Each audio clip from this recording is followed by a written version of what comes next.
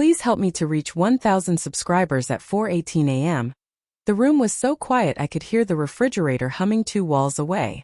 That's when her phone lit up. The glow slipped across the ceiling like a slow confession, pale blue and impossible to ignore. I was already awake, had been for nearly 20 minutes, staring into the dark with the kind of hollow feeling you only get when something inside you has already broken but hasn't made a sound yet. Because at 4 a.m., while she slept beside me, breathing softly like nothing in the world was wrong, I had called my lawyer. I didn't say much during that call. My voice felt borrowed, like it belonged to someone calmer, colder. I just asked what the first step was, what papers looked like, how long it usually took when someone thought their marriage was fine, until it wasn't. He didn't ask many questions. Lawyers rarely do at that hour. When I hung up, I stared at the ceiling and counted the seconds between her breaths, wondering how a person could lie so peacefully. Then her phone lit up. 4:18 a.m. She moved fast, too fast for someone half asleep. Her hand slid under the pillow, fingers closing around the phone with quiet urgency. She turned her body slightly away from me, just enough to shield the screen.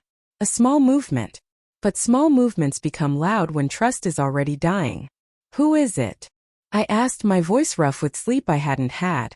She flinched. Not dramatically. Just enough. "No one," she whispered. "Spam. Spam doesn't text at 4:18 in the morning. Spam doesn't make your wife's heartbeat change." I didn't argue. Not then. I just said, "Okay," and rolled onto my back, staring into the dark again. Because the truth is, this moment didn't start tonight. It started 3 months earlier with something so small I almost feel stupid saying it out loud. She began taking her phone into the shower. Before that, her phone used to live anywhere, kitchen counter, couch cushion, my hand when I needed to check directions. We never had passwords we hid from each other. Not because we were perfect, just because we were normal. Then one day, normal disappeared quietly. Missed calls she wouldn't mention. Smiles at messages she'd tilt away from me. Late grocery trips that somehow took 2 hours. Every sign small enough to excuse. Every doubt small enough to blame on myself. I told myself I was being paranoid. That marriage changes. That people need privacy. That love means trust, even when trust feels thin. But suspicion is like a slow leak. You don't notice the damage until the room is already underwater. 2 weeks ago I found the receipt. Not hidden.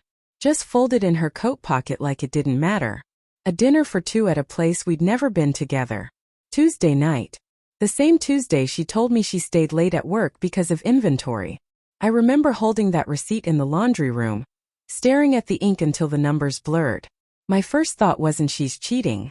It was, there must be an explanation. Because love makes you protect the person hurting you. I put the receipt back. I said nothing. I waited. Waiting is its own kind of torture. You start noticing everything, the pauses in conversation, the way someone says your name less often, how silence grows teeth. Then yesterday happened.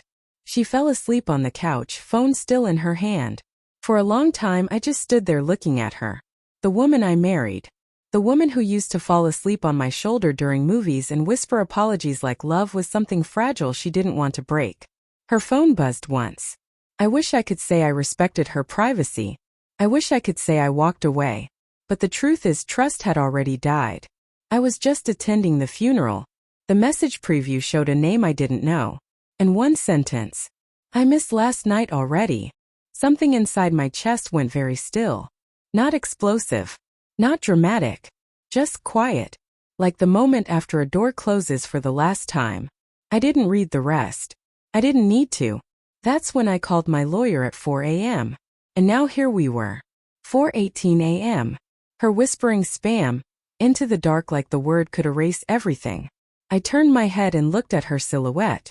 "I know," I said softly. The words hung in the air between us, fragile and final. She didn't ask what I knew. That was answer enough. For a long time neither of us spoke. The darkness felt heavier than silence should feel. Like the room itself understood something was ending. Finally she said my name. Not loudly. Just broken. I didn't mean for this to happen. There it was, the sentence people use when meaning no longer matters. "Did you love him?" I asked. My voice surprised me. Calm.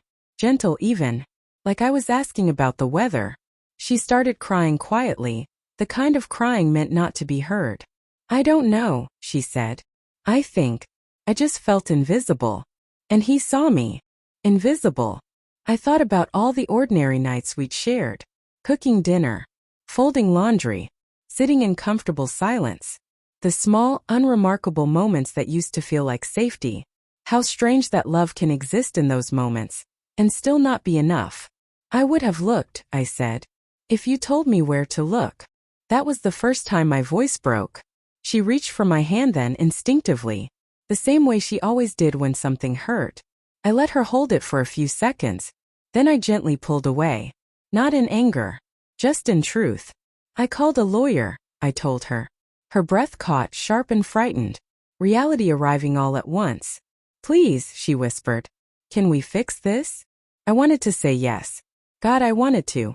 Because loving someone doesn't stop the moment they break you. Sometimes it gets louder. But love without trust is just memory. I hope you find whatever you were missing, I said. I really do. Tears slid into my ears as I stared at the ceiling, feeling something inside me settle. Not happiness, not relief. Just clarity. The kind that comes after the worst has already happened. Morning would come soon. Papers. Conversations. Separate lives built from the same history. But in that quiet space before dawn, I understood something I hadn't before. Being betrayed doesn't mean you were worthless. Sometimes it just means you loved someone who didn't know how to stay. At 4:32 a.m., her phone buzzed again between us on the mattress. This time she didn't reach for it. And neither did I. Some silences are the truest goodbye.